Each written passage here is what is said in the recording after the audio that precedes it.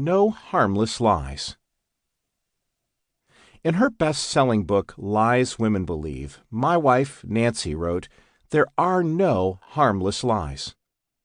Although her book was intended for women, the statement is not gender-specific. It's true for everyone, and it's the reason why I agreed to write this book as a sequel to Nancy's.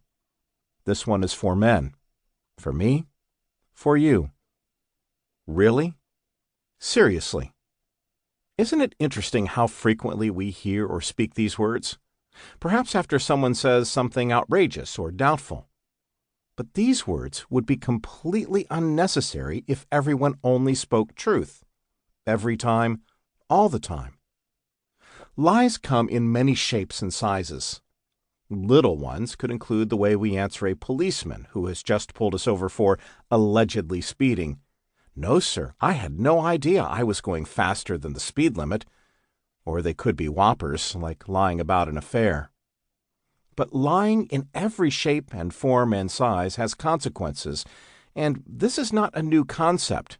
It's been around for a long time. It will likely come as no surprise to you that the backbone and foundation of this book is the Bible. You will find biblical accounts and insights included from beginning to end.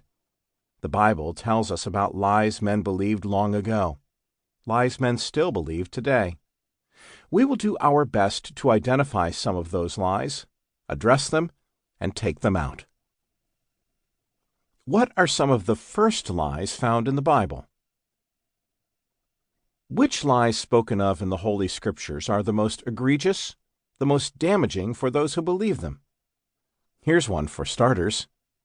You will not surely die, for God knows that when you eat of it, your eyes will be opened and you will be like God. Genesis chapter 3, verses 4 through 5.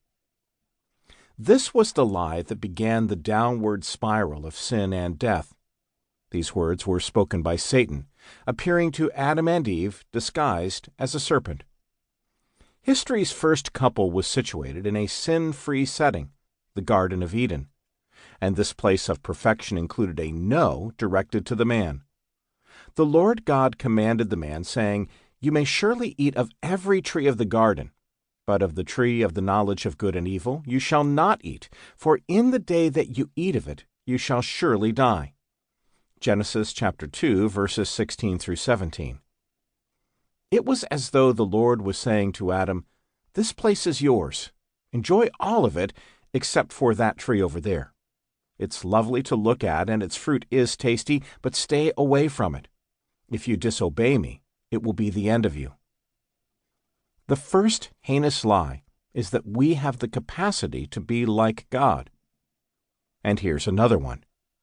Then they said, "Come, let us build ourselves a city and a tower with its top in the heavens, and let us make a name for ourselves." Genesis chapter 11, verse 4. From the first time I poured concrete into a foundation, I've been infected by the construction bug.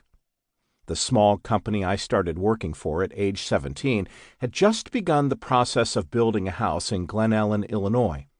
I remember the delight I experienced that summer watching the house take form. Because I was the only full-time employee, not counting its founder, I learned every trade, falling in love with most of them.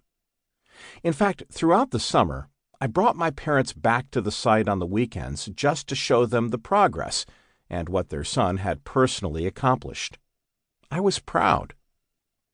The story of a group of men getting together to build something isn't unusual, but the purpose of those who came together to erect the Tower of Babel was truly unique and awful. The first lie is that you and I can presumptuously take the place of God and do life on our own without Him. The second lie is that our highest goal, the ultimate source of our greatest satisfaction, is to glorify ourselves, to make ourselves great by our own remarkable accomplishments. Sounds like the second stanza of the same song, doesn't it? What's the truth? So what is the truth that counters these lies? I'm glad you asked. The prophet Isaiah had something to say about the first lie from Satan about becoming like God.